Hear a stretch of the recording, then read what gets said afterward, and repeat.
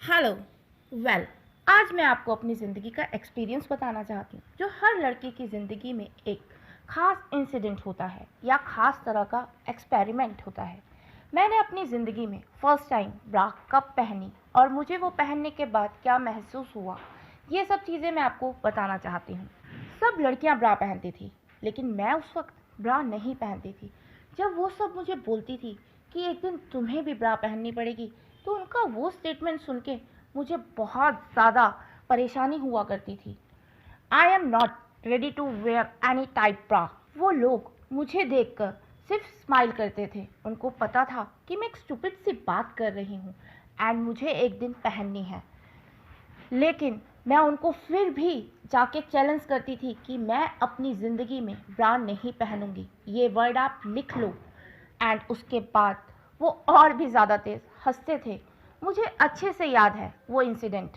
मुझे first time ब्रा पहनने की ज़रूरत महसूस हुई।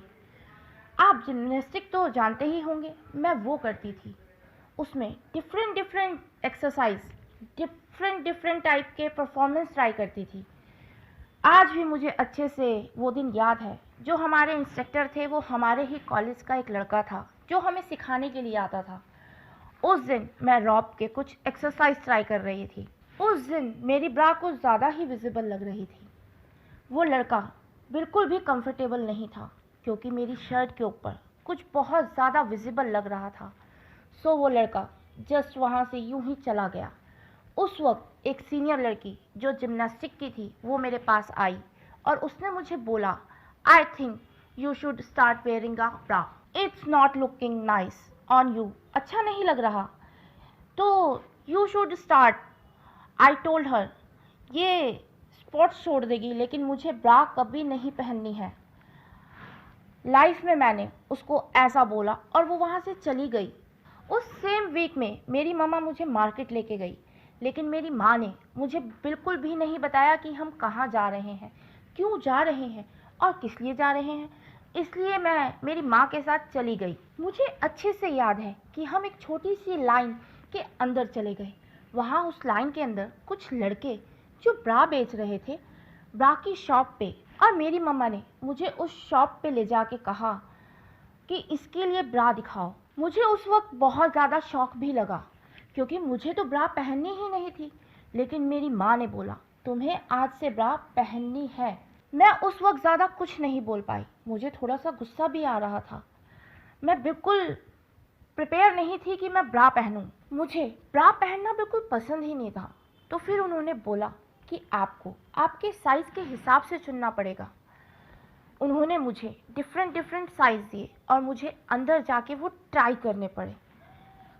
मुझे पता था कि ब्रा में डिफरेंट डिफरेंट टाइप्स के कफ होते हैं, लेकिन ऐसे ए बी सी डी, और आपको उन डिफरेंट डिफरेंट टाइप्स में से चुनना होता है कि आपको आपके फिटिंग के हिसाब से कौन सी ब्रा आएगी। मैं अंदर गई, मैंने एक दो ब्रा ट्राई किए, मुझे ठीक सा लगा और मैं लेके आ गई।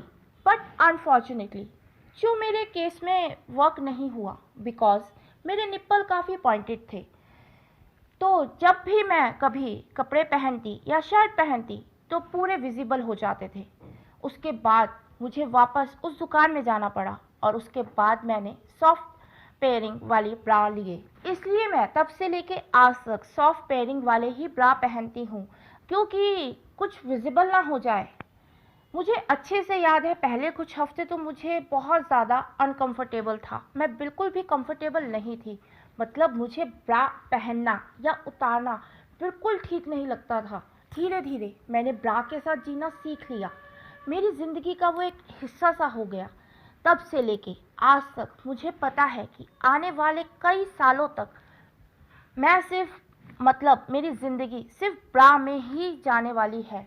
आई मीन वो मेरी ज़िंदगी के लिए एक इतना अहम हिस्सा हो गई जिससे मैं कभी बाहर ही नहीं आ सकती। Now I starting living my bra as well and decided that, हम लोगों ने एक छोटा सा कोड वर्ड होता था।